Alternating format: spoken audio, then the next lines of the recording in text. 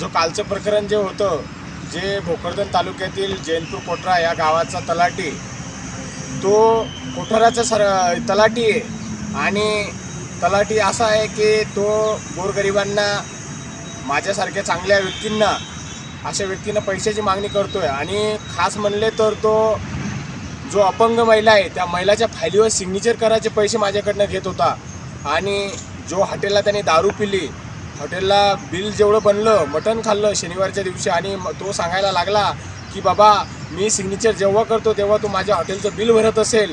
मी म्हटलं सर, मी माझं काम निष्ठून घेण्यासाठी त्यांना बोललो की सर मी हॉटेलचं बिल पेड करतो, सर्व काही गोष्टी करतो, फक्त तुम्ही माझ्या कागदावरती सिग्नेचर करा. कारण की तो तलाठी असा आहे, वीर पाटील या नावाचा तलाठी आहे भोकरदन तालुक्यामध्ये. तो तलाठी कुठलंही काम असं करत नाही आहे की बिगर पैसे घेतल्याचं. मग माझा सरकारला प्रश्न आहे की सरकार, मायबाप सरकार, तुम्ही या अधिकाऱ्यांना पगार देत नाही का? हा खूप मोठा प्रश्न आहे. कारण हे माझ्या गोरगरीब जनतेला जर लुटत असतील तर अशा अधिकाऱ्याला तुम्ही निलंबित करायला पाहिजे का सस्पेंड करायला पाहिजे. आणि तुम्ही जर या व्यक्तीला सस्पेंड केलं नाही तर मी शेतकऱ्याचा मुलगा म्हणून जीवाशी खेळणार आहे आणि मग बघू माझ्या जीवास काही हानिकारक झालं तर या सरकार जिम्मेदार राहणार आहे. कारण की मी आज सुट्टी असल्यामुळं उद्या सोमवारी तहसीलदार साहेबांनाही निवेदन देणार आहे आणि लवकरात लवकर तहसीलदार साहेबांनी यावरती ना तर कारवाई करावी, नाहीतर अन्यथा मला तहसीलदार साहेबासमोर गळफास घ्यावा लागणार आहे. कारण की मी माझ्या डोळ्याने बघू शकत नाही. माझा मायबाप जनतेवरती जर अन्याय होत असला तर हे मला खपवल्या जाणार नाही. कारण की मी माझा देह, माझ्या नेत्याची शिकवण आहे, सरपंच मंगेश साबळेची शिकवण आहे की आपल्या समाजावरती जर कोणी अन्याय करत असेल, भ्रष्टाचार करत असेल तर आपल्याला यावरती वाचा फोडायचा आहे. कारण की हे नेतृत्व आपल्या भोकरदन तालुक्यामध्ये असेल, फुलंब्री जिल्ह्यात असेल. कारण की सरपंच मंगेश साबळे झाले, नारायणभाऊ लोखंडे झाले, यांचा भ्रष्टाचारावरती किती आवाज हे दोन उठवत आहे.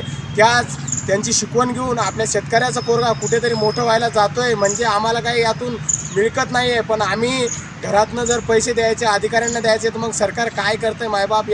याकडे लवकरात लवकर गांभीर्याने सरकारनं निर्णय करावा, नाहीतर या शेतकऱ्याच्या पोळाला आंदोलन छेडावं लागेल. धन्यवाद मायबाप. झालं सर?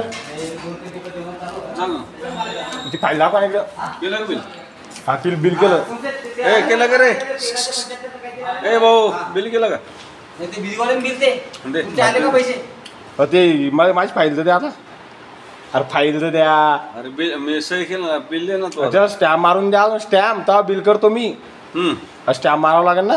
मग चल ना माझ्यावर स्टॅम्प मारायला. मग हे हॉटेलवाले दारू तर बिल देणं पडेल ना. दे ना तो बिल त्याला. मी स्टॅम्प तुझ्या बरोबर येतो ना मी.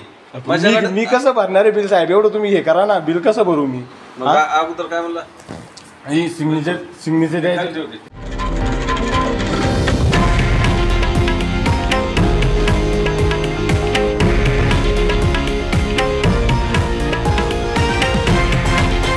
हे आहे देशातील नंबर 1 न्यूज नेटवर्क आणि आपण पाहत आहात TV9 मराठी, एकमेव.